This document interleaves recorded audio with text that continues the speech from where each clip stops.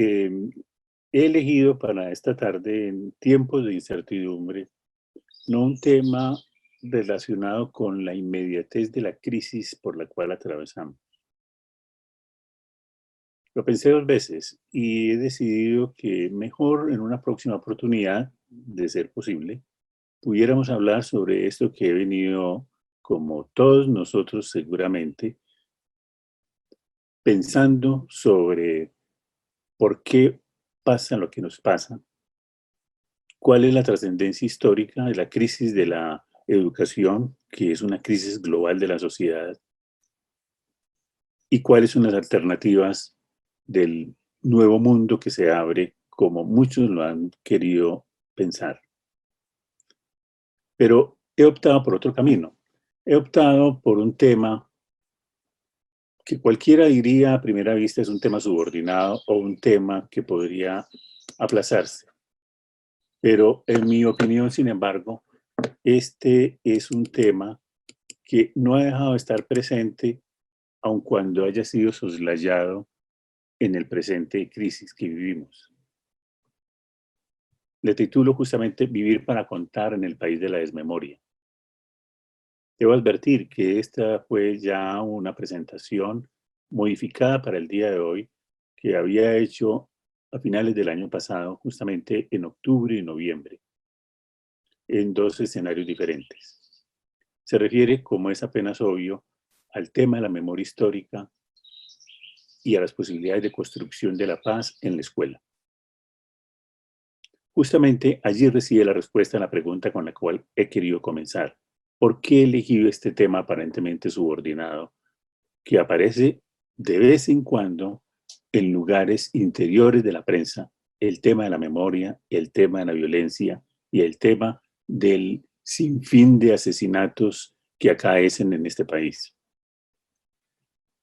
Lo he elegido porque uno de los temas que hacen tan crítica la sociedad en la que vivimos, particularmente en la sociedad colombiana, es que no alcanzamos a cesar en esta masacre y en esta sangría que supone la ausencia de acuerdos mínimos para vivir en paz. Pero también, y esto es lo más grave, que la escuela no alcanza todavía en este país para enfrentar una estrategia de construcción de paz. He observado un poco perplejo, un poco atónito, que en las distintas secretarías de educación del país, desde el Ministerio de Educación, incluso las facultades de educación, los centros de investigación en educación, andan empecinados, y no es una cosa menor, en brindar herramientas para continuar los procesos de enseñanza y aprendizaje. Repito, y eso no está mal. Es necesario encontrar alternativas de educación virtual para estos tiempos que eliminan o dejan de lado la ineludible presencialidad en la educación. Pero repito, este no es mi tema hoy.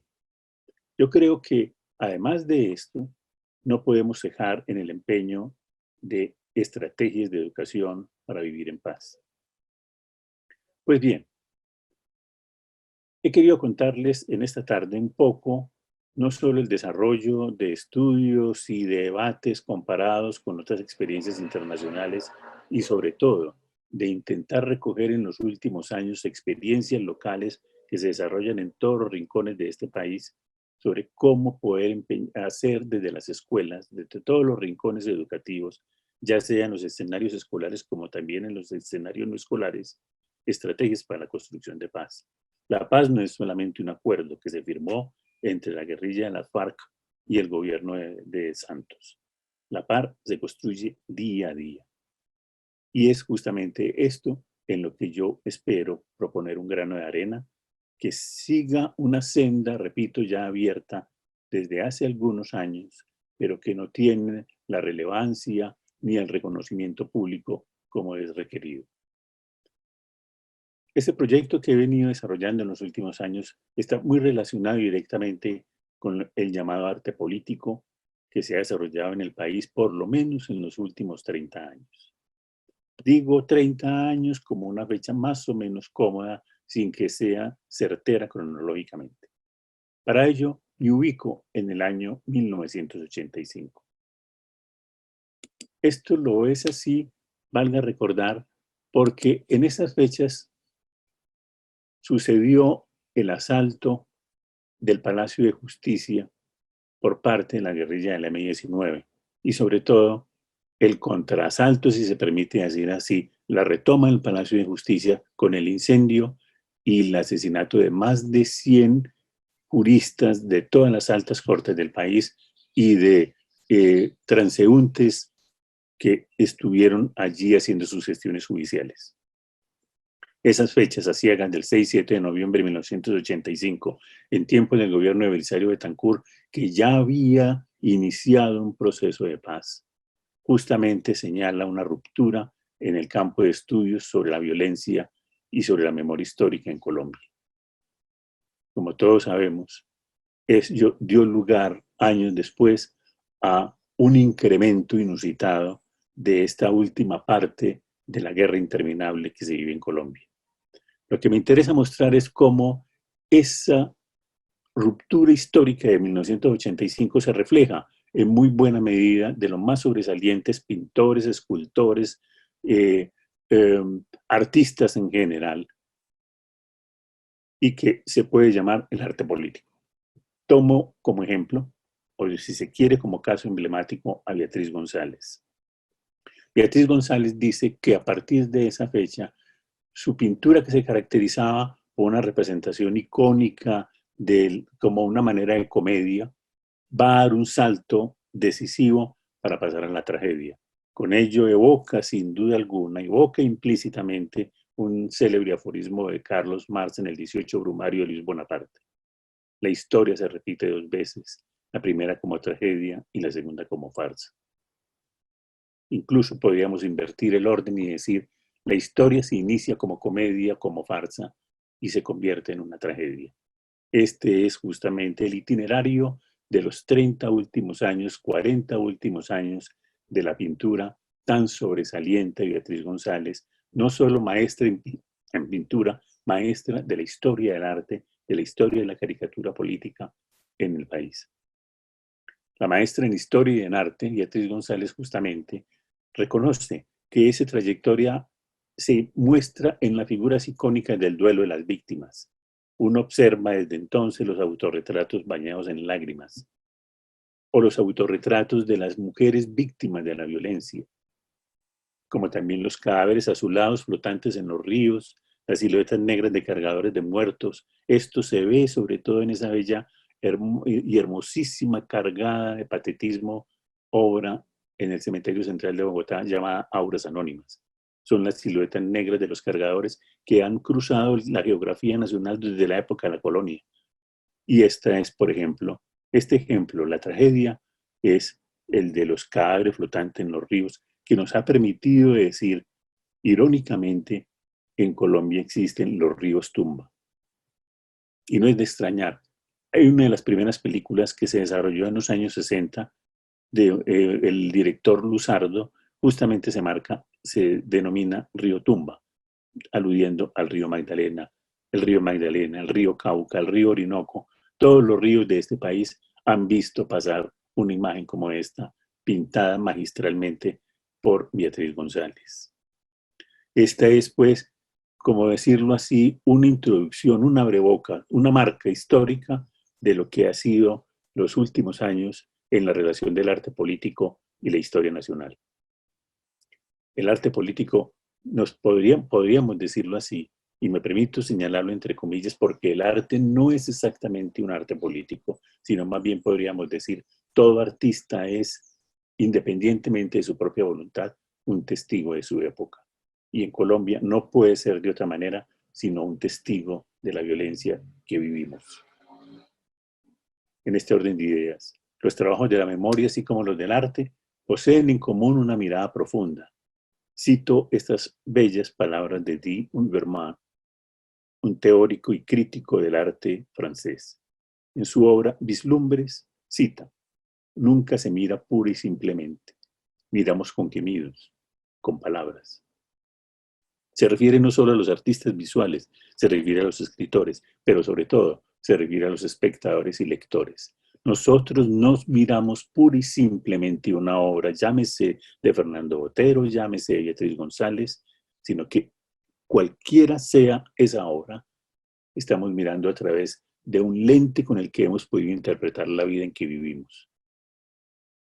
En el caso de Colombia, quiero señalar que es más acentuado que esa mirada sobre la cual nos acercamos a las obras de arte, a las esculturas, nos permite hablar de que cargamos una memoria que es justamente la memoria del país en el que vivimos. No puede ser de otra manera entonces que en Colombia el arte político, si se permite hablar en estos términos, afronta la memoria histórica en el duelo de narraciones entre la guerra y la paz. Esto es, sus temas, sus motivos, sus colores incluso, los matices de la paleta con la que se enfrenta el artista hacen que allí aparezca de un modo u otro, oscila entre la guerra y la paz, de tal modo que al compartir estas experiencias de memoria, nos hace ver que la contemplación por parte del espectador o el lector del arte o de la literatura significan tanto un acto político como una práctica social. Basta complementar para decir que en las aulas de clase, la práctica de lectura de la historia de la violencia, por ejemplo, de las novelas de la violencia, como en las aulas de clase de historia del arte, miramos con gemidos y con palabras. Walter Benjamin ya lo había señalado. Walter Benjamin señalaba cómo los historiadores y los artistas comparten la tarea de revelar a la vez lo que hay de trágico en la cultura. Piénsese sin más la historia de la tragedia desde la antigua Grecia. Sin dejar de lado la historia que ha marcado la historia de la humanidad, ha sido una historia trágica sin duda alguna. Pero también los historiadores como los artistas permiten revelar lo que hay de cultura en la tragedia, sin dejar de lado la memoria. De eso está hecho la historia de la humanidad. De eso está hecho toda la historia de los Edipos que han transitado todos los siglos, los milenios, desde que esta fuera puesta en escena por los trágicos griegos. Esta bella obra, El autorretrato desnuda llorando, de Beatriz González, reafirma justamente esa ruptura de la que hemos venido hablando, ese corte histórico que señala el acontecimiento histórico del 6 y 7 de noviembre de 1985. Habla de acontecimiento como lo señalan los historiadores. Un acontecimiento es aquel estallido, aquel resplandor que sorprende en la dinámica rutinaria, si se quiere, o monótona en el transcurso de los días. Como igual podríamos decir, las nuevas generaciones, nuestra propia generación, habrá de señalar los meses de marzo, abril, mayo de 2020 como justamente un acontecimiento histórico un poco de larga duración, de una coyuntura. Es esta época en la que vivimos, este momento en el que vivimos hoy en día. Volviendo a lo nuestro. Esta célebre frase de Paul Ricoeur, curar la memoria contando en tiempos de zozobra. La frase original de Paul Ricoeur, si me permite aclararla, es curar la memoria contando sin morir por ello. Punto. Ese es el poder de escribir.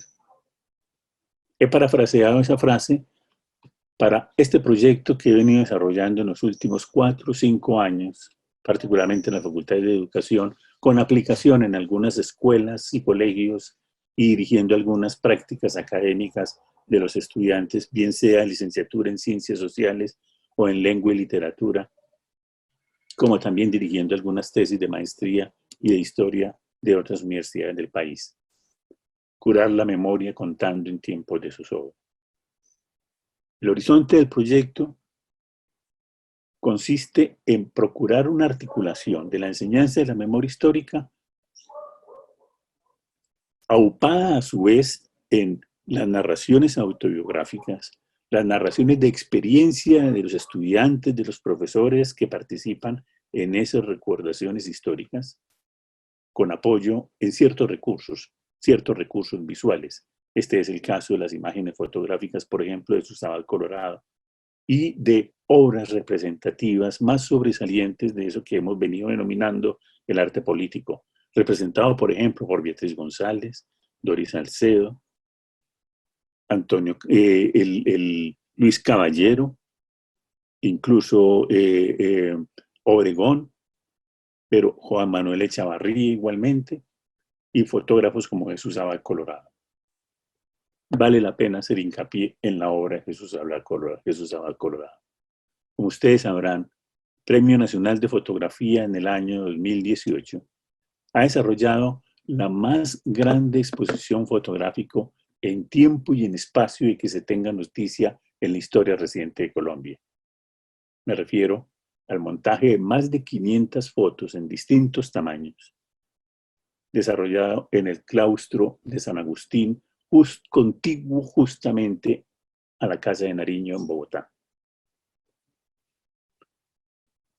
Se tuvo lugar entre octubre de 2018 a octubre de 2019. Estaba con el proyecto de hacer un recorrido, una exposición itinerante en las principales ciudades y pueblos del país que, por supuesto, ha quedado por el momento suspendida.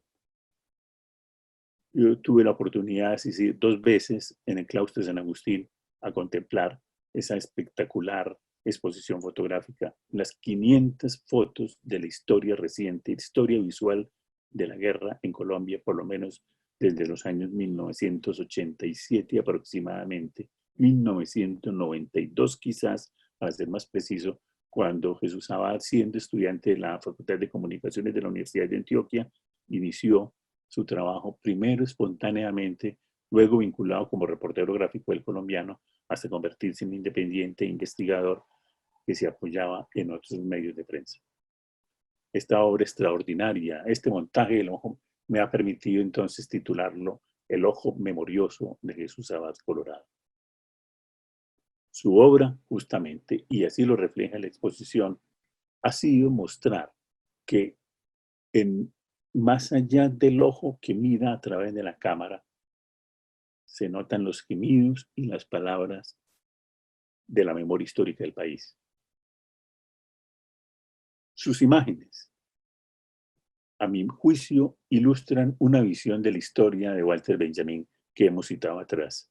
Cuando Walter Benjamin habla de cepillar la historia a contrapelo, o si usted quiere decirlo de otra manera, marchar a contracorriente, mostrar que la historia, el progreso que aparentemente sigue una línea del horizonte hacia adelante, no hace sino mirar hacia atrás y ver los escombros del pasado.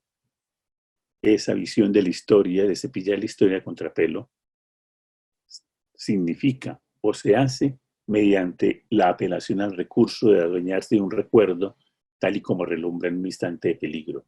Y eso es lo que permite hacer la imagen fotográfica, suspender el tiempo, detener en una imagen fija aquello que tiene una historia y tiene una memoria. Y esto ayudado a su vez por la memoria elefantiásica de Jesús Abad Colorado, que recuerda exactamente los detalles, el instante mismo en que tomó esa instantánea de la fotografía. Por ejemplo, esta famosa fotografía tomada durante el asalto de la Comuna 13 de Medellín, que marca también un hito, un acontecimiento muy significativo que fue el bombardeo incluso en los cascos urbanos, el de la Comuna 13 a comienzos del siglo XXI. Eso nos permite decir que ante el horror el fotógrafo, tanto como el intelectual comprometido o el profesor, como el historiador o el poeta mismo, reafirman su convicción ética profesional, así resumida por Susan Sontag en su famoso libro sobre la fotografía. Susan Sontag decía, yo no puedo ser yo no puedo ser inocente cuando he sido testigo. Todos nosotros los colombianos, y más directamente los quienes trabajamos como los profesores, como los trabajadores sociales, como hoy los trabajadores de la salud, que trabajamos directamente en el cuidado de los otros, hemos sido testigos en Colombia. No somos inocentes porque hemos sido testigos. Esta foto bellísima recuerda, para Jesús usaba justamente a Clirio, es el nombre de quien porta una bandera que iba a llevar el cadáver de su esposa y con una sábana, a modo de bandera de paz, permite anunciar, advertir a los dos ejércitos en ambas orillas, de los paramilitares por un lado, de las fuerzas oficiales y de las fuerzas irregulares, a que va dirigiendo un funeral, el funeral de su propia esposa.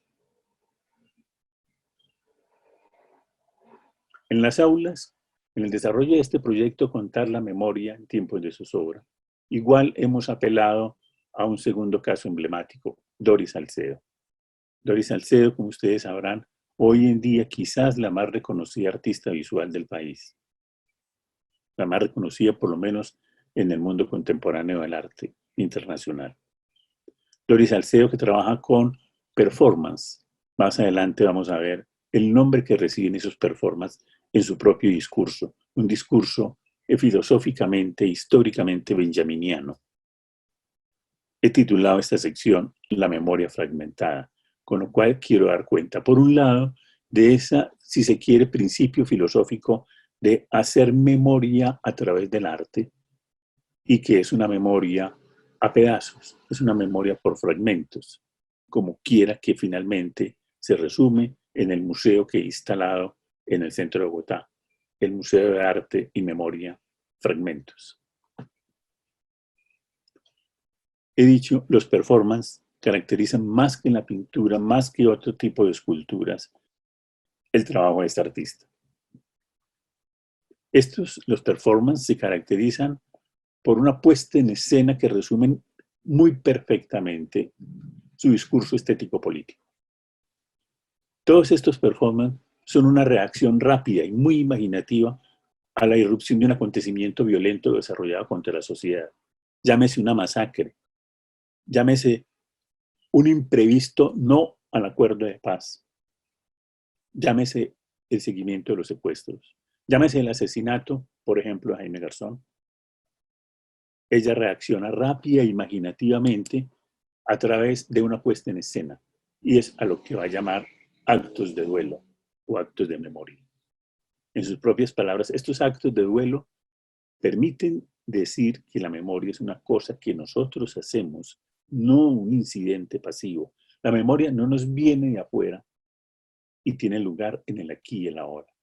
Valga aquí decir, como Berzón, también retomado por Marcel Proust en su obra Cumbre, En busca del tiempo perdido, la memoria es espontánea o la memoria es, si se quiere, premeditada.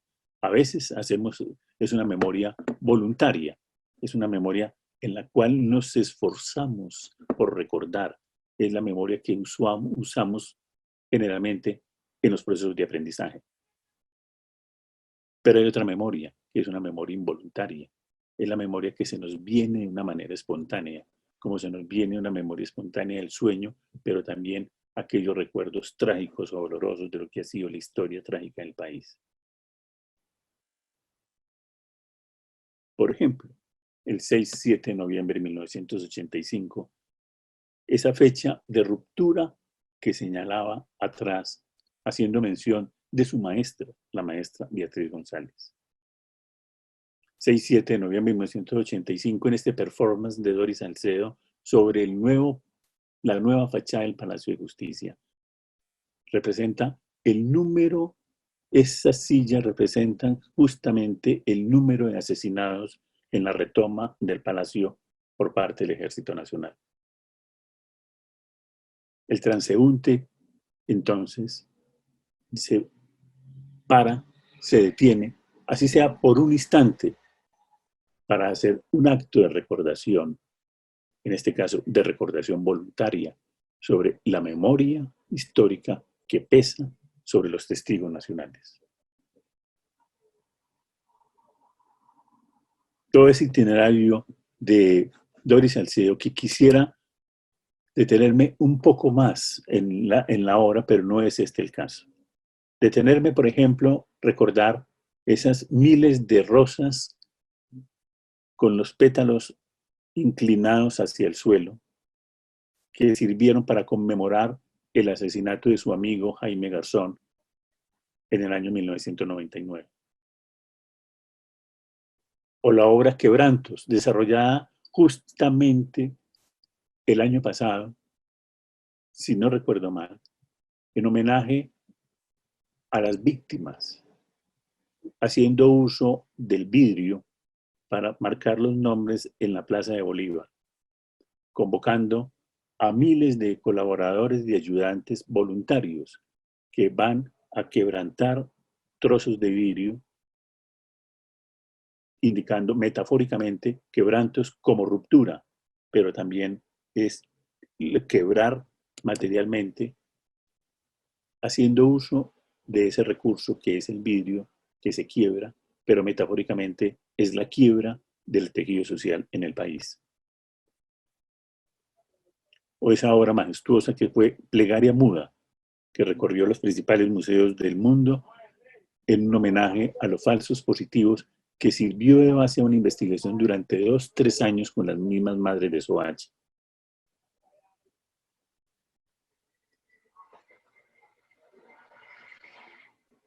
En fin, de Doris Salcedo también habría que recordar esas velas, miles y miles de velas con las que cubrió el suelo de la Plaza de Bolívar, el centro político por excelencia del país y también hoy en día el centro por excelencia de la acción de duelo de Doris Salcedo. Ella, que es una artista tan controvertida, por tirios y troyanos, quienes les gustan, quienes no les gustan, unos la acusan de oportunista, otros la acusan de aprovechada. Sin embargo, para mí es un caso emblemático de quien tiene una consecuencia política y de orden estético con el tema de la memoria. Por eso considero no podía ser otra persona quien tomara a cargo el Museo Fragmentos, Arte y Memoria. Este museo, que fue uno de los acuerdos o uno de los elementos contenidos en el Acuerdo General de Paz entre la FARC y el gobierno de Santos. Aparte de una escultura en La Habana, otra escultura en las Naciones Unidas y esta escultura que se proponía para el centro de Bogotá. Ella desechó, descartó realizar un monumento vertical, como ha ocurrido usualmente con los museos, que también es un enaltecimiento del orden patriarcal, y en su lugar se propone desarrollar un museo que va a servir para albergar durante 50 años la conmemoración de la historia de la guerra en Colombia. Estas fotos que tomó en la visita del Museo Fragmentos, Arte y Memoria, es el desarrollo de, observen bien, el piso es el piso construido con los desperdicios, es el metal con el que fue martillado debidamente por los colectivos de mujeres víctimas de la violencia sexual durante la guerra por tirios y troyanos. Es un metal que al ser tocado o incluso al caminar muestra las arrugas. Es un suelo corrugado por la irregularidad que deja el martilleo sobre las placas de metal. El frío, el vacío, que permaneció durante varios meses antes de iniciar las primeras exposiciones justamente a finales del año pasado, indican lo que ella se propuso deliberadamente como un museo, el Museo Fragmentos, que presenta únicamente el vacío y la ausencia, porque es precisamente a través de estos elementos que yo puedo establecer el carácter absolutamente inexpiable de la guerra. Fragmentos no pretende dar una forma estética a la pérdida, al daño o a la muerte violenta. En sus palabras, la tragedia no se puede embellecer. El horror no puede ser un tratamiento estético. Un poco es dar vuelta también a la consigna de Teodoro Adorno. Cuando Teodoro Adorno, después de los campos de concentración de Auschwitz, decía, en Educar después de Auschwitz, que no sería posible hacer arte, hacer poesía. Pero justamente después de Adorno se ha demostrado que justamente el arte, la educación y la poesía que lo que es válido hacer después del horror. Este museo conservó las ruinas de una vieja edificación de comienzos del siglo XIX, finales del XVIII, del siglo XIX, probablemente una casona situada en pleno centro de la ciudad, a 3 cuadras escasas de la Casa de Nariño. Por tanto, colindante también del claustro de San Agustín, como acabamos de ver, el sitio de exposición de la obra El Testigo de Jesús Ama el Colorado. Y fue recubierta esas ruinas, como puede observarse, por paneles de vidrio, donde se señala entonces la transparencia del recuerdo, de lo vetusto, del pasado, pero el pasado permanece incólume. Y justo eso es lo que define la memoria histórica. La memoria histórica, a diferencia de la historia propiamente dicha, es aquellos acontecimientos que perduran en el presente, aquello que nos queda en los rescoldos del pasado siempre vivos. Es algo así como la ceniza que aún deja ver la sombra de los objetos que fueron quemados. Esa es la memoria. La memoria nos queda voluntaria o involuntariamente. Y a través del ojo del testigo, a través del ojo, por ejemplo, del artista que es testigo de su tiempo, porque no puede ser inocente si ha sido testigo, es como podemos entonces efectivamente dar curso a la reconstrucción de la memoria histórica como un cimiento, como una premisa ineludible en la construcción del paz de país. Hasta aquí debo reafirmar. La paz no nos viene, la paz no surge a través de un acuerdo, la paz se construye. Y principalmente la paz debe y puede construirse desde las escuelas. Dejo esta presentación y quiero insistir en que la enseñanza de la memoria histórica y de la construcción de paz en las escuelas no pueden partir de cero. De hecho, en Colombia tenemos experiencias, y no pocas experiencias, en los esfuerzos de construcción de paz. Repito, no una paz jurídica, política, no una paz legislativa, sino una paz, si se quiere decirlo, desde las escuelas, una paz desde la educación. Me explico.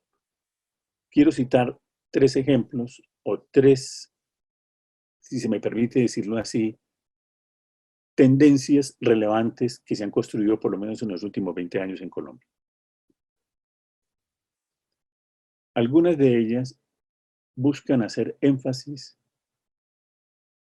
antes que nada, en la articulación de la enseñanza o de la construcción de la paz por sí sola. Yo diría, es un poco como una visión unilateral de la construcción de la paz. Es lo que se ha esforzado de manera particular el orden legislativo en el país. Es el ejemplo de la Cátedra de la Paz. La Cátedra de la Paz que ni siquiera consultó con los maestros, ni siquiera consultó con los antecedentes que se han venido desarrollando desde finales del siglo anterior, sino que fue un sancocho, como ustedes lo deben saber, ese orden de los 9, 10, 11, 12 líneas de trabajo posibles en las que cabe todo para no hacer nada, es efectivamente lo que resumen en la Cátedra de la Paz. Pero más allá de eso, ha habido otras experiencias que han buscado la articulación de la enseñanza de la construcción de la paz, por ejemplo, con la formación ciudadana, y me parece esta una premisa correcta. Es necesario articular el tema de la construcción de paz, de la enseñanza de la memoria histórica, es decir, del conjunto de la enseñanza en las ciencias sociales, con la formación ciudadana. Al decir esto, quiero decir que es crítica también la posición que debemos asumir en la Universidad de Antioquia, donde la formación ciudadana y constitucional se ha quedado allí, en un reducto exclusivamente para una formación jurídico-política, sin duda alguna significativa e importante, pero que por sí sola es una visión reduccionista unilateral. El tema que nos concita es cómo articular, cómo hacer converger la formación de la enseñanza de la memoria histórica con la formación ciudadana. Un ejemplo, muy criticado por cierto, pero al fin y al cabo sentó las bases, permitió ver, ensayar conceptos, ensayar ciertas prácticas sociales. Se pudo gestar desde comienzos del siglo XX, hace ya aproximadamente 20 años, con las dos alcaldías de Antanas Mocus. El tema de la formación ciudadana, apoyado en referentes simbólicos, quizás todavía con postura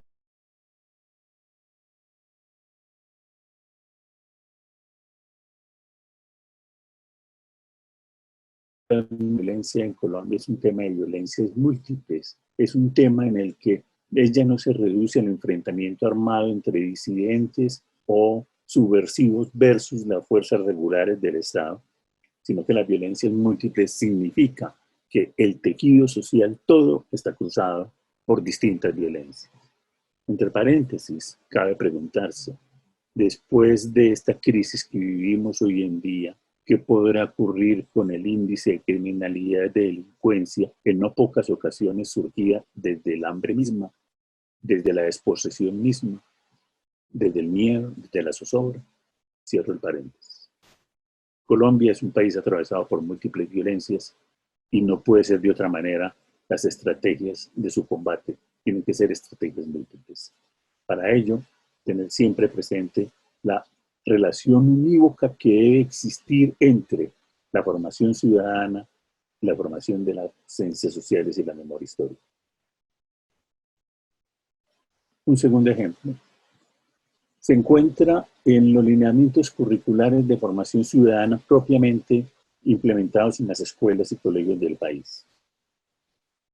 Tiene una orientación cognitivista muy basada, como se podrá adivinar fácilmente, se coligen del famoso modelo de Lawrence Kohlberg neopiagetiano, o piagetiano para ser más exactos, en la que busca el desarrollo de escalas de valores y escalas que van desde una heteronomía hacia la autonomía según los grados de edades que atraviesan los niños y jóvenes. Pero uno tiene la sensación, yo tengo la sensación cuando leo los lineamientos curriculares de formación ciudadana, con muy buenas intenciones por parte de sus autores, de que es un manual para formación de ciudadanos en un país de ángeles. Poco o nada se ve allí, no digamos ya de las violencias cotidianas, sino de la misma violencia política, de la violencia ejercida por los grupos armados indistintos que habitan en Colombia.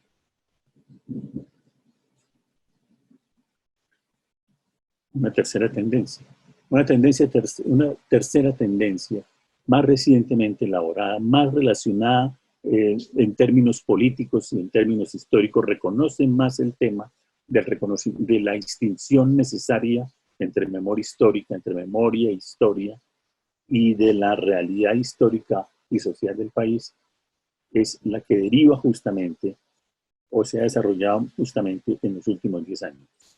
Varias experiencias convergen en este tema.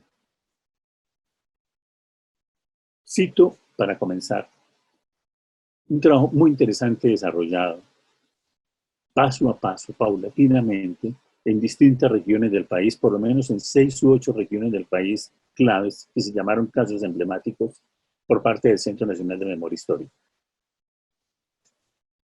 Este trabajo, que se puede consultar en la caja de herramientas, proporciona unos elementos, incluso unas propuestas muy prácticas para desarrollar en las aulas de clase. Podemos estar de acuerdo o en desacuerdo. Hay muchos temas controvertidos. Para mí es controvertido el tema mismo de los casos emblemáticos de las masacres y de cómo ellas pueden llevarse al aula de clase sin detrimento, sin perjuicio de que vayan a afectar justamente el nivel cognitivo y de las edades de los grupos de clase. Pero dejando de lado las críticas u observaciones críticas que puedan realizarse, este es un paso adelante que se ha desarrollado, basado, por ejemplo, en una riqueza conceptual. Allí es muy rico la distinción de 3 niveles de lo que es memoria. Uno, memoria subjetiva. Hablan de una memoria más a tono con las historias, con las biografías, con las narraciones de experiencia autobiográfica de los estudiantes, como también de los profesores y de los padres de familia.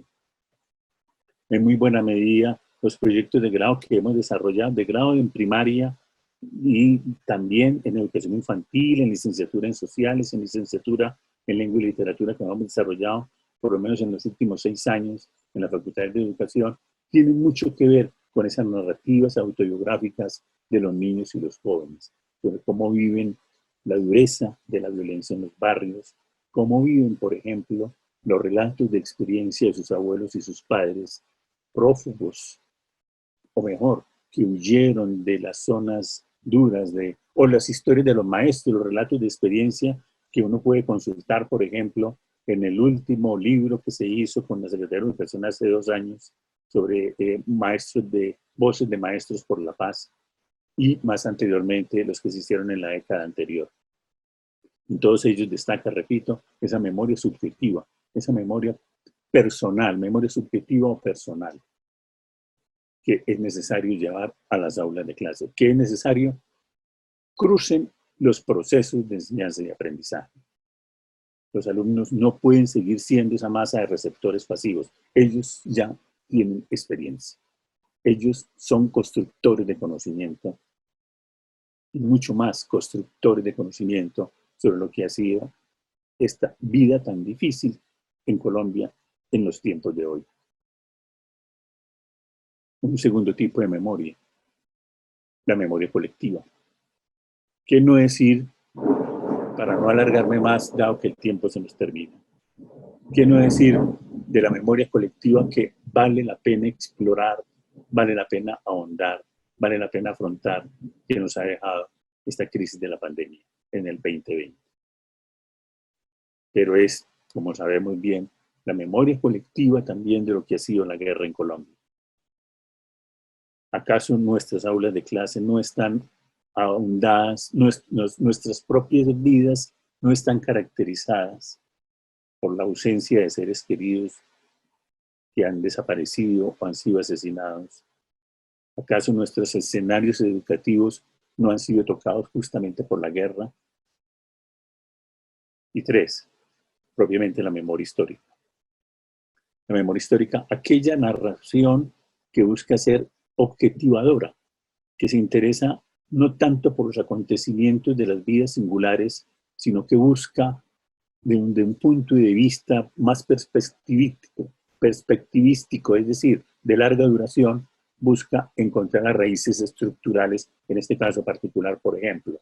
Es justo comprender y articular la memoria subjetiva, la memoria colectiva, con tener una actitud a favor de la ciencia y la historia que nos permita comprender lo que ha sido este pasado para poder descifrar el presente en el que vivimos y así anhelar un futuro, por lo menos, que sea un futuro, digámoslo, no pacífico en sí mismo, sino un futuro que permita, por lo menos, vivir sin matarnos a nosotros mismos. Esto es justamente vivir para contar en un país que respeta a los demás, que tolera la diferencia y que hace posible que podamos vivir de otra manera. Hasta aquí esta presentación, que no puedo alargar más por razones de tiempo, y más bien tratar de dar respuesta a algunas de las preguntas que ustedes puedan formular. Estoy atento a la escucha. Buenas tardes, profesor Gabriel, compañera de UDA Manuela, Comunicaciones, Cristian de Medios, yo me llamo Felipe, y a todos los que nos acompañan en la participación de este seminario. Profesor, en el momento tenemos solo 2 preguntas. Procedo a leértelas. La primera la hace un espectador anónimo que pregunta si esta conferencia va a ser grabada. Sí, la están grabando, la vamos a compartir la próxima semana. En el chat hemos escrito un correo donde pueden consultarnos por la grabación o cualquier otro dato que le podamos ayudar. La segunda pregunta la hace Heidi Quintero. ¿Ha escuchado de Ethel Gilmore, artista extranjera que retrató la realidad en Colombia en tiempos de guerra? Bien, sí, por supuesto, Ethel Gilmore, no una artista extranjera, ella no fue una artista nacida en Estados Unidos, pero fue nacionalizada colombiana. Muy buena parte de su obra desarrolló en Medellín. Tuve la oportunidad años atrás, muchos años atrás, de ver una excelente muestra retrospectiva de Ethel Gilmore en la biblioteca de AFIT. Y sobre todo, el, uno de los trabajos que desarrollamos, eh, trabajos de dirección de licenciatura en Humanidades y Lengua Castellana, desarrollado por 3 estudiantes que se graduaron a finales del año pasado, por lo menos en la práctica se terminó el año pasado. Su trabajo consistió en cómo articular esto que he desarrollado en la tarde de hoy sobre las narrativas de la memoria con algunas obras representativas en el arte y en la literatura. Uno de los talleres realizados fue con base en la obra de Ethel Gilmore, con apoyo en un cuaderno, es una maleta viajera que existe en el Museo Antropológico de la Universidad de Antioquia. Lo recomiendo que vayan a conocerlo. Es una maleta con la obra de Ethel Gilmore, bellísima, basada justamente en las historias de la violencia y es muy adecuada para suscitar esto que hemos conversado en la tarde de hoy en las escuelas y colegios.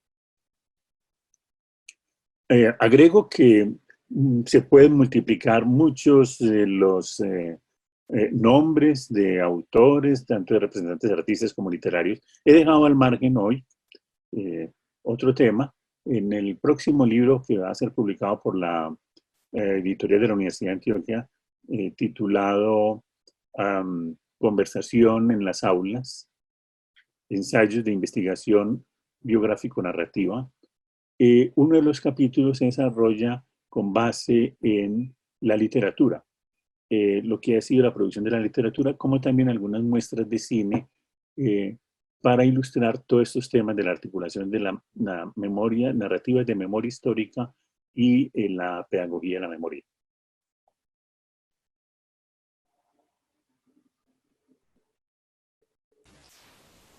Bueno, estoy revisando el chat por si hay más preguntas.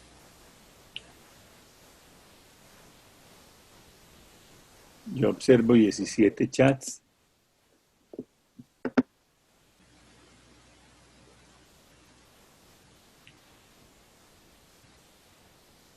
Bueno, hay una pregunta de John Jairo.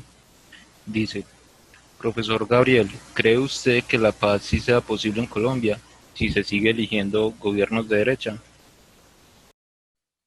Es una pregunta muy dura, por supuesto, John Jairo.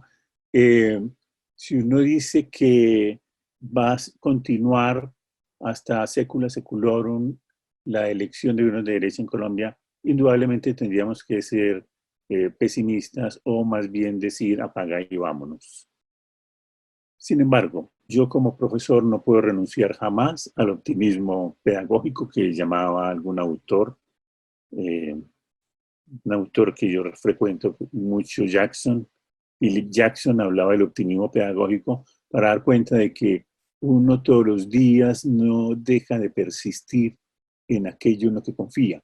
Es que la educación es un proceso de formación permanente que nunca termina, termina el día de la muerte. Y por tanto también eso lo proyecto, no digamos solamente al deseo, también en la voluntad de que mientras persistamos en el oficio pedagógico, algo distinto puede salir de allí. Por ejemplo, construir un país que no esté en manos de una derecha recalcitrante como la que nos ha tocado vivir. Primero. Segundo, las sociedades son dinámicas. Las sociedades lo estamos viviendo ahora de una manera trágica, pero es una tragedia que no puede ser permanente. Las sociedades están cruzadas por múltiples, si se quiere, variables, o dicho de una manera más precisa, las sociedades todas están cruzadas por dinámicas que nos conducen de un lado a otro. Por ejemplo, no hay una guerra interminable. Las guerras deben conducir necesariamente a acuerdos de paz, porque lo contrario sería el fin de la sociedad.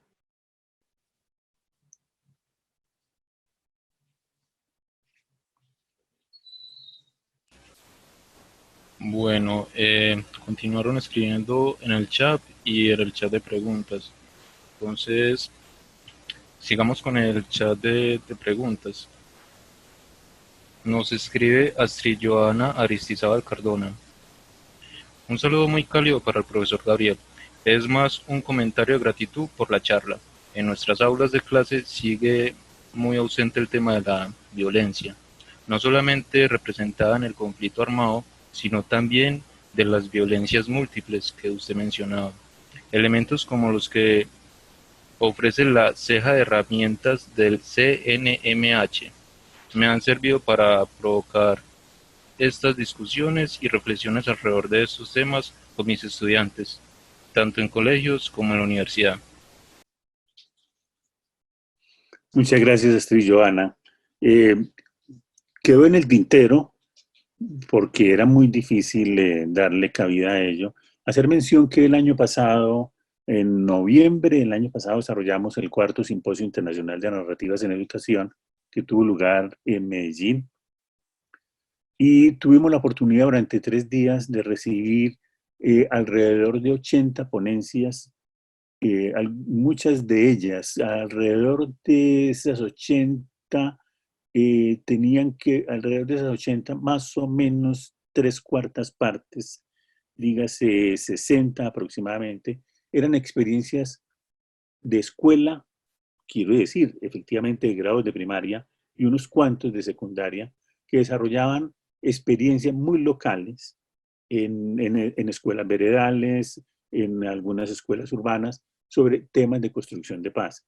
Y haciendo adecuaciones de esa caja de herramientas de una manera muy lúcida, trabajando con las uñas, como suelen trabajar aquí los maestros, lejos de orientaciones directas del Ministerio de Educación y sin recursos didácticos propiamente dichos, pero que justamente le surgía por ese talento pedagógico, ese tacto pedagógico de recoger las experiencias de los niños, los relatos de las mismas maestras en las veredas y en los montes, etcétera, donde mostraban, a mi manera de ver, una tremenda creatividad y expresaban todos ellos una demanda de apoyo, que es lo que podríamos retomar justamente en la Facultad de Educación y en los centros de investigación, de cómo poder articular esa enseñanza de la memoria histórica con las necesidades locales en campos y ciudades de Colombia.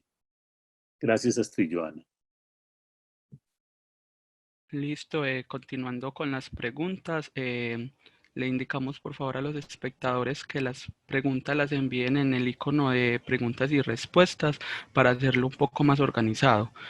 Continuamos con una pregunta que hace la docente Viviana Escobar García y lo plantea de esta manera. La conferencia habla del país de la desmemoria. Estamos encerrados, pero siguen asesinando líderes sociales. ¿Qué le ha faltado a la escuela para hacer memoria? Muy pertinente tu comentario. Lo has dicho por mí. Este debió haber sido la introducción de esta charla. ¿Por qué estamos hablando de este tema hoy? Porque justamente desde que inició los primeros datos sobre la pandemia que se nos vino encima, no han cesado todos los días prácticamente. Obviamente, en renglones secundarios o en las páginas interiores de la prensa, las noticias sobre los asesinatos de líderes sociales en Colombia, amenazas a periodistas, y no sabemos, realmente no sabemos qué está ocurriendo en algunos barrios populares, en muchos barrios populares de las grandes ciudades del país, ante la hambruna que se cierne, o incluso lo misma, y otros temas como la violencia múltiple a que referíamos atrás, como es el caso, por ejemplo, de la violencia doméstica o de la violencia intrafamiliar, de la violencia sexista, que se esconde detrás de las puertas en tantos hogares de este país. Usted lo ha dicho, en este momento de crisis, el tema de los asesinatos selectivos, de los asesinatos de las líderes sociales, es decir, de la tremenda violencia que pretende desmontar de una vez por todas el acuerdo de paz, continúa y persiste en Colombia cada vez más crudo.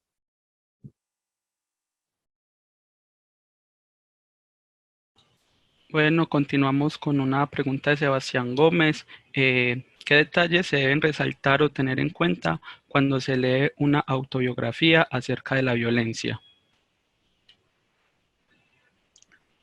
Escúchame, me repite me distraje leyendo otros del chat. Listo, profe. ¿Qué detalles se deben resaltar o tener en cuenta cuando se lee una autobiografía acerca de la violencia? Es una pregunta como para otra conferencia. Muchas gracias por la pregunta. Eh, Antes que nada, quisiera dar cuenta de que antes que nada, en suscitar, en provocar los relatos autobiográficos en las aulas de clase, hay que tener unas consideraciones éticas. Es lo que podríamos llamar en términos muy generales. El derecho a hablar, el derecho a contar, yo defiendo antes que nada, por supuesto, el derecho a contar lo que nos ha pasado como aquello que nos permite curar la memoria contando sin morir por ello. Ese es el poder de escribir, la cita que mencioné por Riquet al comienzo de nuestra charla. Pero también hay otro derecho, es el derecho a callar cuando las víctimas o los testigos así lo consideren necesario. Hay al respecto mucha literatura, tanto en experiencias internacionales como locales, que se refiere tanto en los géneros de literatura testimonial como en las experiencias directas que hemos tenido, que yo he tenido, por ejemplo, en las aulas, cuando algún recuerdo difícil nos viene y hace que no quisiéramos hablar de él o incluso no escuchar más de él. Esta es una primera advertencia, la necesidad de unas consideraciones éticas sobre el testigo o sobre la víctima. Segundo, llegado el caso de ser posible, sin mayores traumatismos, el trabajo de relatos autobiográficos, poder recurrir primero con base en la confianza de los interlocutores, tanto de los que hablan como de los que escuchan. Poder recurrir a múltiples medios. No necesariamente tenemos que circunscribirnos, por ejemplo, al recurso oral. Por ejemplo, en el aula mismo. Muchas veces, y esa es mi experiencia personal, alguien te puede pedir una cita personal y contarte historias a nivel privado, por ejemplo, en la oficina, o que prefiere escribirlo, esos relatos escritos. De hecho, el primer relato que yo conseguí de un maestro hace exactamente 18 años, nunca lo puedo olvidar, fue el relato del maestro Rubén, un maestro que fue amenazado por los paramilitares en San Pedro de Urabá hace 18 años. Era profesor de una maestra de escuela nueva y de un día para otro allí le amenazaron de muerte, le dieron 24 horas. Él era alumno mío en un programa de formación docente, de profesionalización docente en aquellos años, en el programa de extensión, educación a distancia. Y en algún día en clase, de los sábados, se hizo muy difícil el desarrollo de la clase por la incomodidad de todos. Los alumnos eran muy pocos, 8 alumnos, todos maduros, mayores que yo en aquel momento. Solo al final pudieron contar de qué se trataba. Pues al cabo de 15 días Rubén apareció con un cuaderno. Ese cuaderno yo lo conservo como una joya, es una joya literaria, escrito con una caligrafía bellísima, esa caligrafía que ya desaparecida entre los maestros eh, y entre los jóvenes de hoy, una caligrafía bien cuidada, donde relata con mucha prolijidad, con mucho detalle, los días, el transcurso de los días, que no es otra cosa sino verdaderamente una historia de vida de lo que era ser maestro en esa vereda. las relaciones con los niños, su labor como líder comunitario, que en sus horas libres de ninguna manera eran horas de ocio o de actividad pasiva, sino que las dedicaba, por ejemplo, a alfabetización de adultos, a construcción de acueductos, mejora de infraestructura de la vereda. En otras palabras, ese maestro característico de este país que es un verdadero constructor de sociedad civil. Así se le reconozca solamente como aquel que ejerce el oficio ante los niños de la escuela, pero en realidad es un maestro constructor de sociedad civil más que ninguno otro. Ese cuaderno de 80 páginas quizás, es el relato de vida de esos años de esa escuela.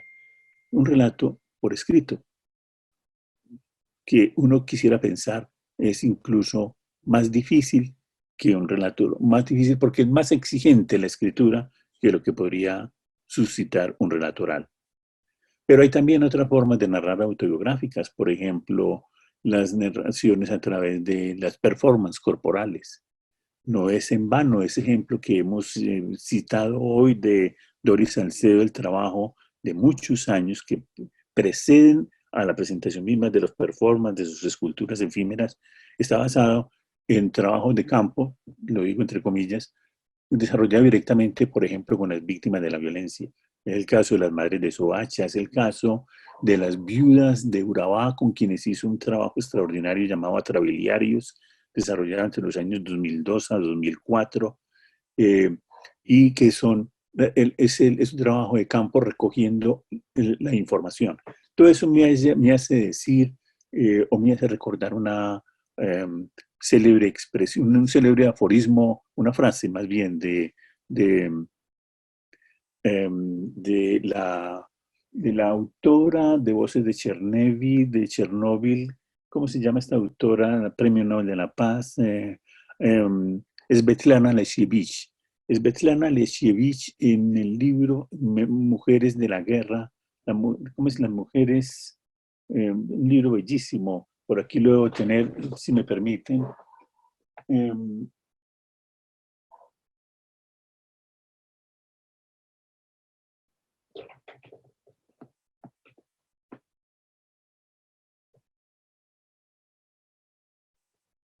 No lo encontré, no lo encontré.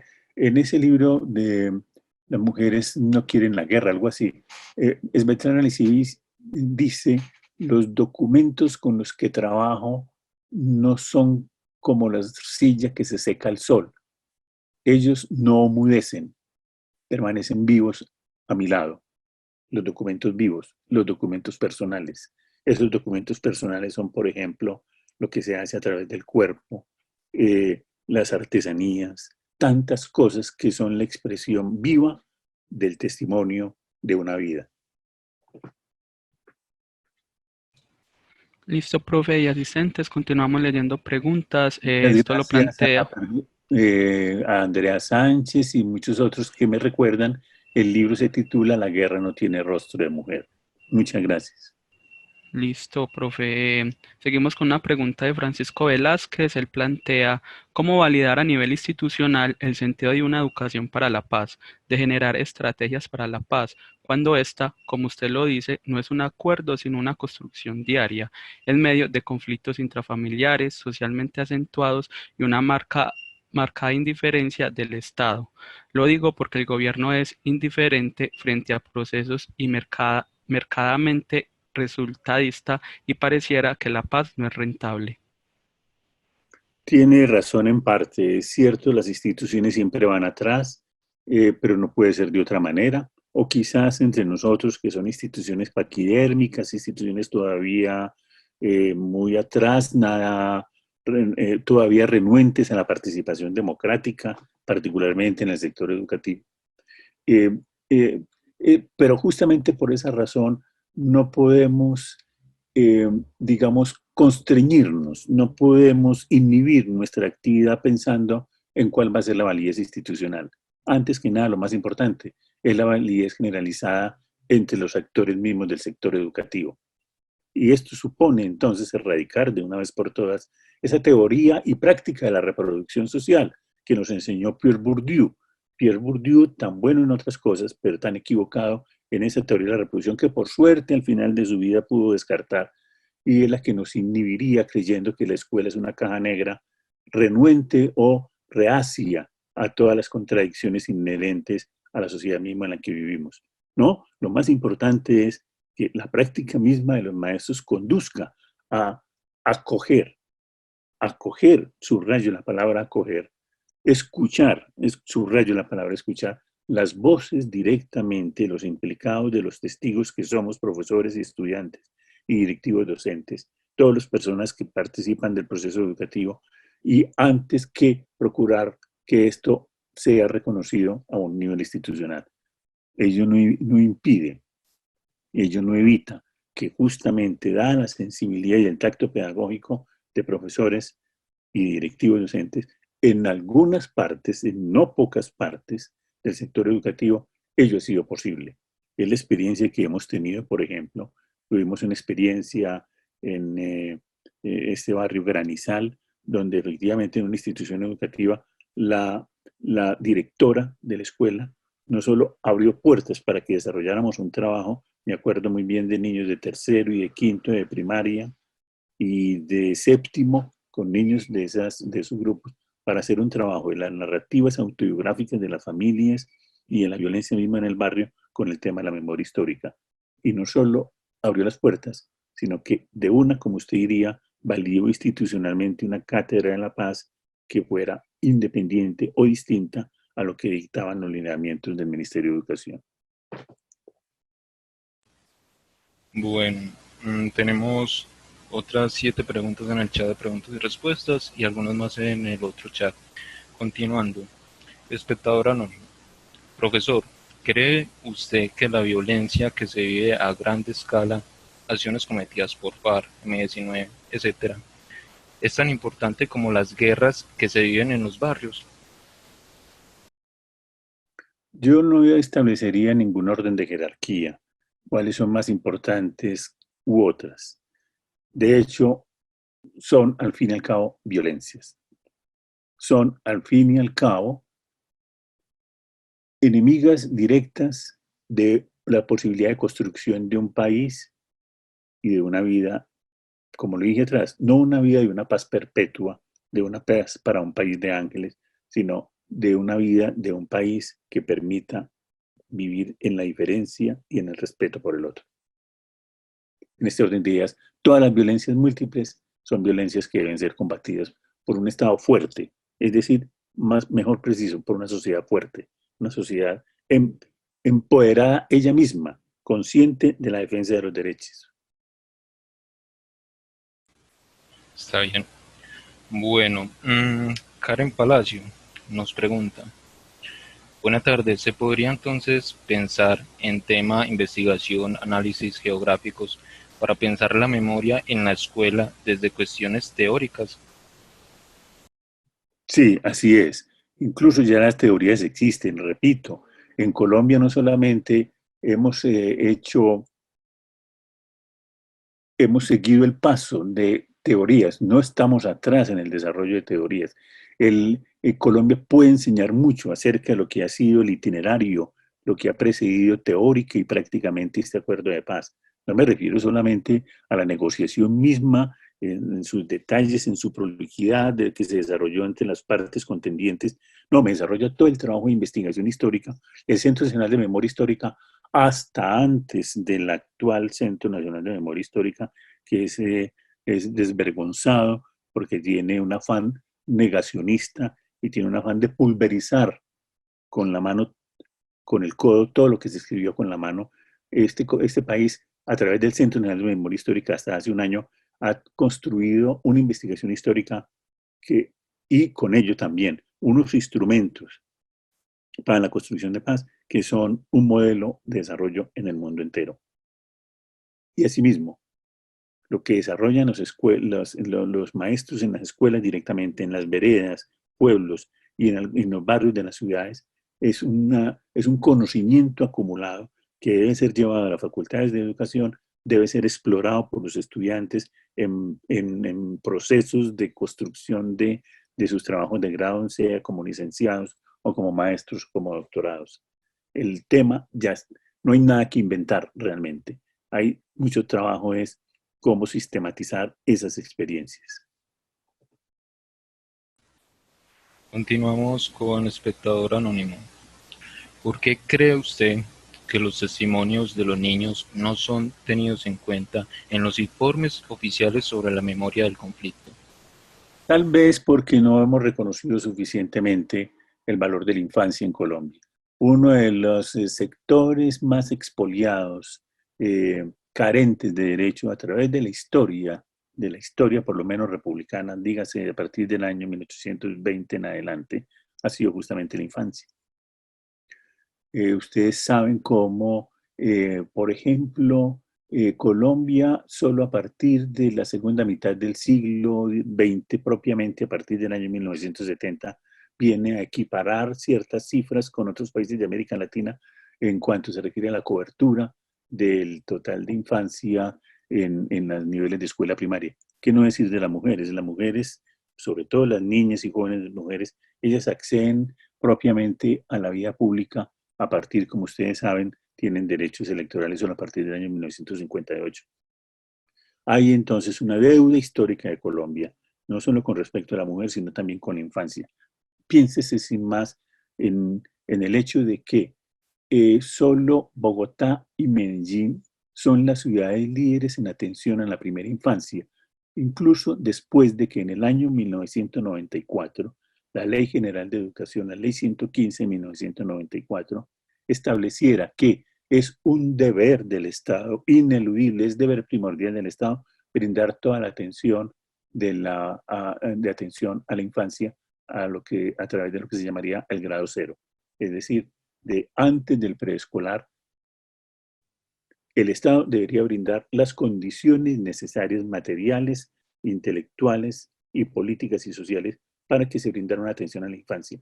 Esto no es y debe ser una atención universal y obligatoria, pero repito, quizás solo Bogotá y Medellín tienen una atención recortada. En Medellín entiendo, por ejemplo, que los jardines infantiles de Buen Comienzo atienden no más al 40, 50, si acaso al 60% del total de la población en dicha edad. ¿Qué no pensar del resto de grandes ciudades del país y sobre todo de las áreas rurales? La infancia ha sido completamente desprotegida. Y además, agréguele a ello las violaciones, maltratos a que se han sometidos tanto en el orden social como en el orden doméstico.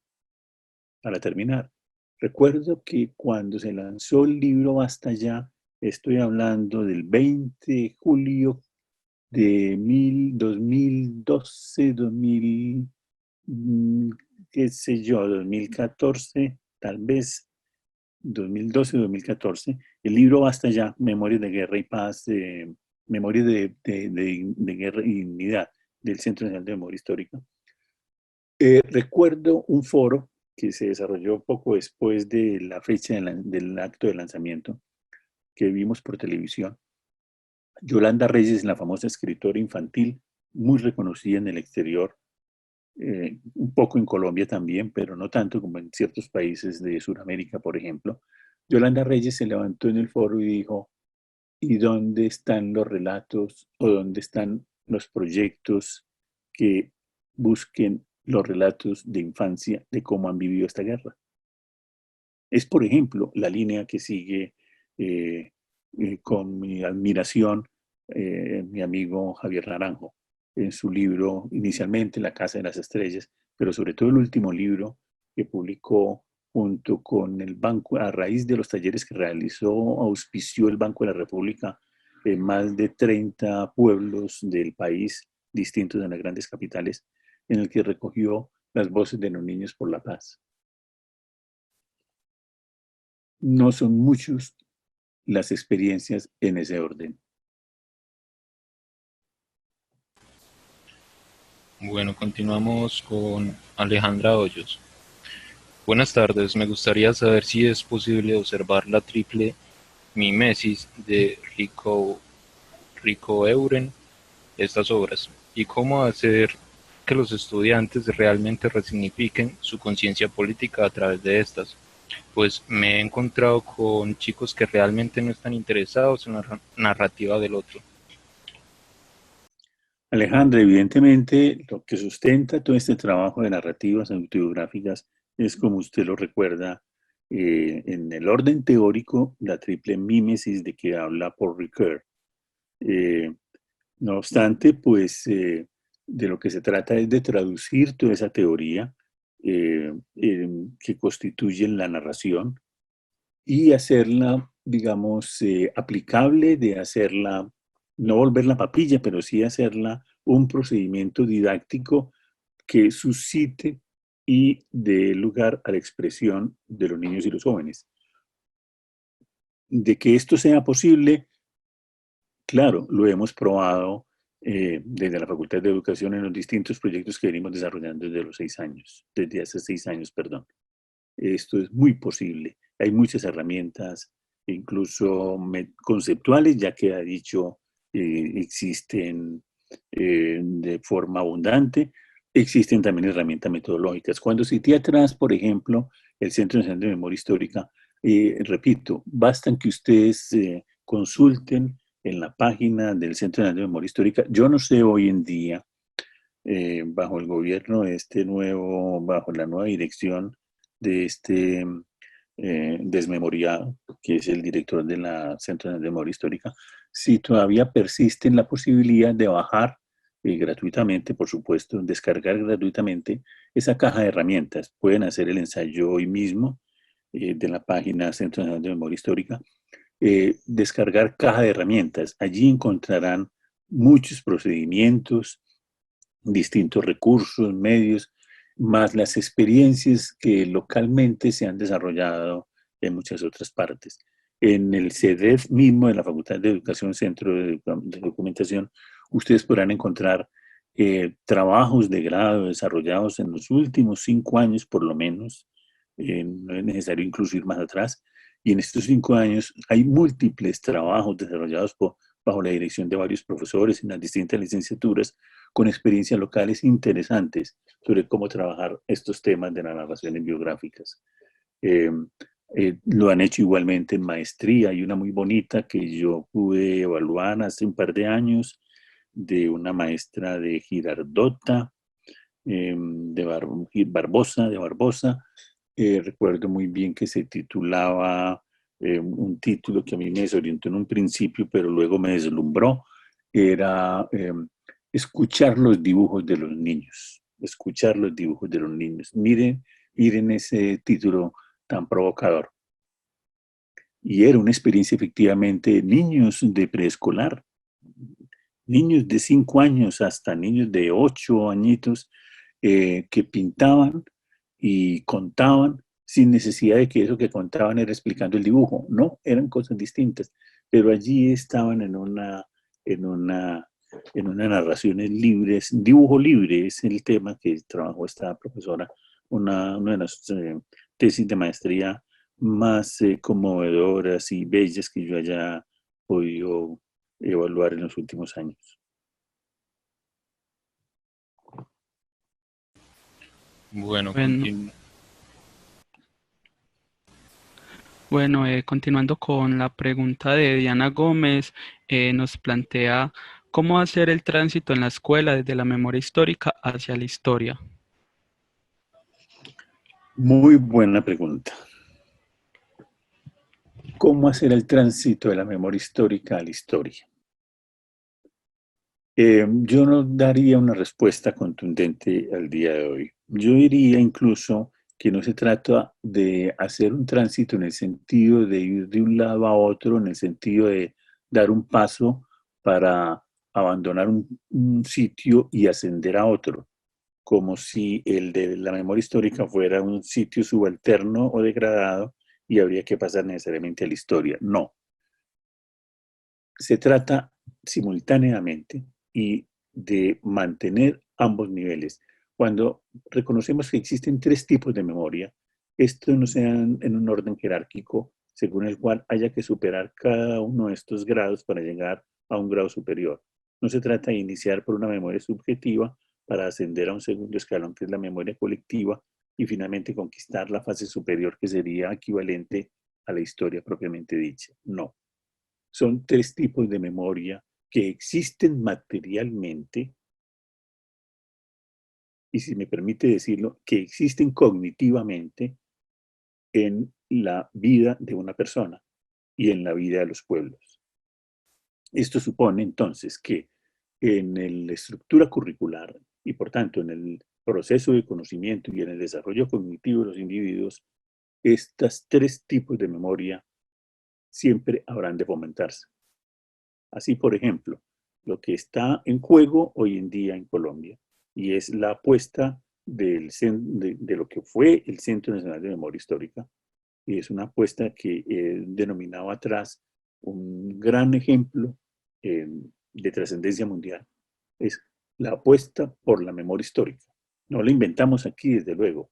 Es una apuesta incluso que ha estado en lisa, es decir, ha estado en la mesa de debate de lo que ha sido, si se me permite decirlo de este modo, las ciencias del espíritu o la ciencia social desde tiempo muy atrás.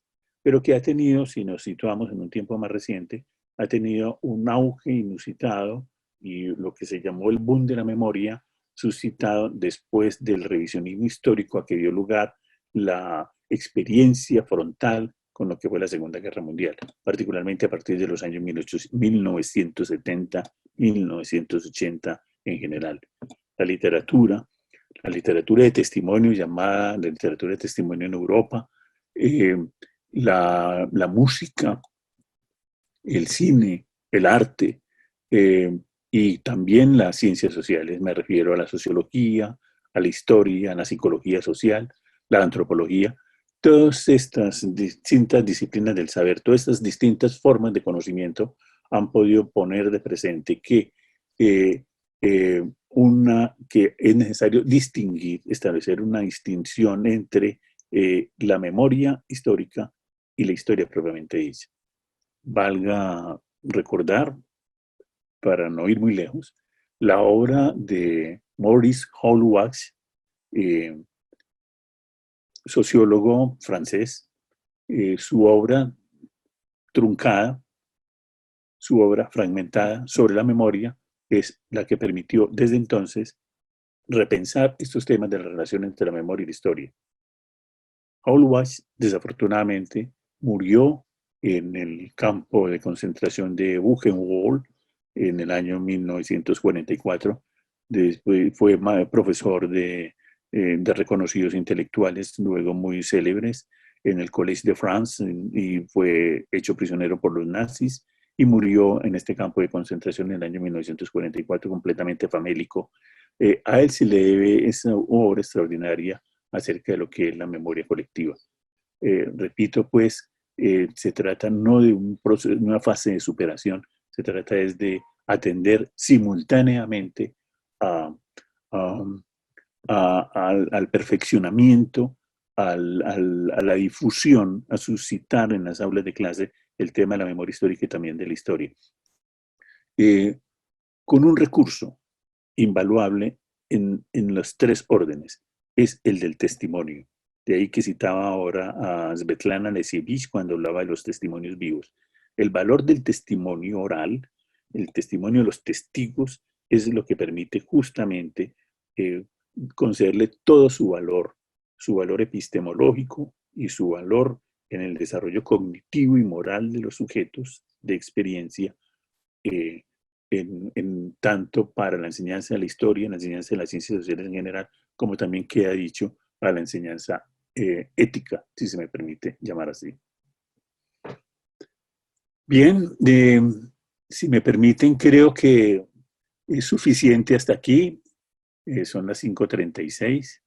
Desde luego, pues yo quisiera poder continuar adelante, sin embargo, me parece pues que de pronto el tiempo se nos ha agotado. Estoy muy contento por el sentido, la pertinencia, incluso la finura de los matices en las preguntas, lo cual me hace decir que no fue en vano esta conversación en medio del aguacero que cayó, que de pronto pudo haber ocasionado algunas interferencias en la comunicación. Solo deseo que haya una próxima oportunidad, incluso con algún otro tema. Me gustaría mucho poder compartir con ustedes en otra próxima oportunidad algunas ideas que he venido pensando todavía muy desilvanadamente sobre perspectivas de la educación que vaya más allá del tema tecnológico, de la tecnología virtual, porque creo que se está centrando mucho el tema de qué hacer con la educación en el tiempo futuro y se centra en una respuesta casi unánime, es la necesidad de la tecnología virtual.